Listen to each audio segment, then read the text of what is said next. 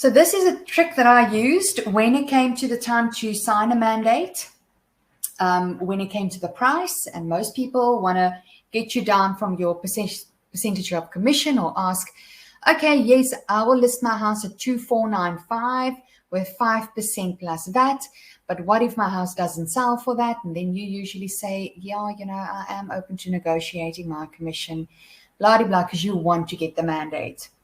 Now, the thing that I love telling people is, listen, Mrs. Seller, the percentage that you have to drop from your asking price to the selling price, that same percentage I will drop from my commission. And we shake hands on that. It is a deal. And then I start with marketing. When we get to our offer stage, and I, for example, have an offer of 2.4, we've really cut it to the bone. I've done all the negotiation. This is as far as we're going to go. I sit in front of them. We are at 2.4. Marketing price was 2495. And they want me to cut my commission. I never drop in percentages. Don't go from 7% to 6% or 5% to 4%. Never, never, never. Rather focus on rand values than dropping in actual percentages. How do you do that?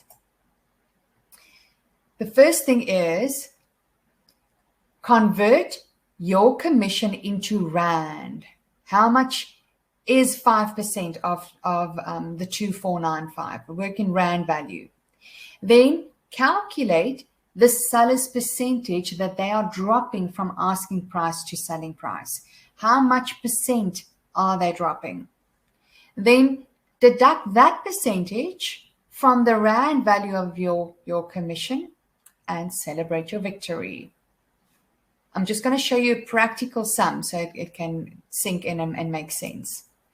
So it will start from converting commission to rand value. So you take your commission times 5% means rand value is 124 rand 750. Okay. Calculate the seller's percentage drop. You take the asking price minus the selling price divided by the asking price times 100. So the homeowner is falling in price by 3.8%. And what do I do then? I drop my commission by the same percentage. So I take on my calculator 124,750 minus 3.8%, and my commission is then on par. He dropped 3.8, I dropped 3.8 in rand value. And you do that sum right in front of them. In essence, if you went the other way and you worked in percentages, this is what 4% will be like, 99,800 versus 5% minus the percentage that the seller dropped is 120. Still fair, they just want to feel that they're getting a fair deal. And jy sak soveel soos wat hulle sak. Everybody wins. And in the end of the day, you pocket an extra just over 20,000. Boom. How cool is that?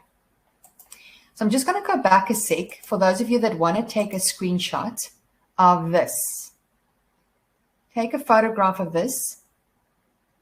And when you see it, just write it out a few times. It will sink in. It's a very simple equation, and you need to know it off by heart. You can't sit there in front of the seller and waffle, but it's not rocket science. Write it out a few times, kind of understand the principle behind it, and then you're good to go.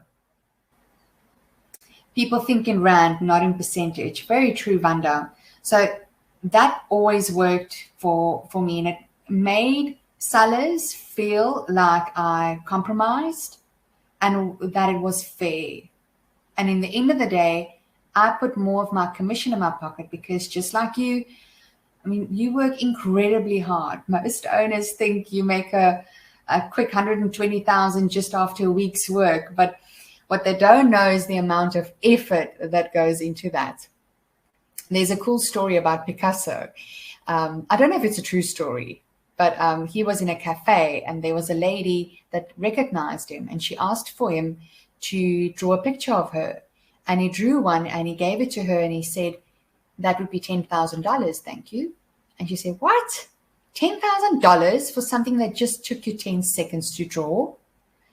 And he said, it took me 40 years to learn how to draw that for you in 10 seconds. And that is what you're paying for.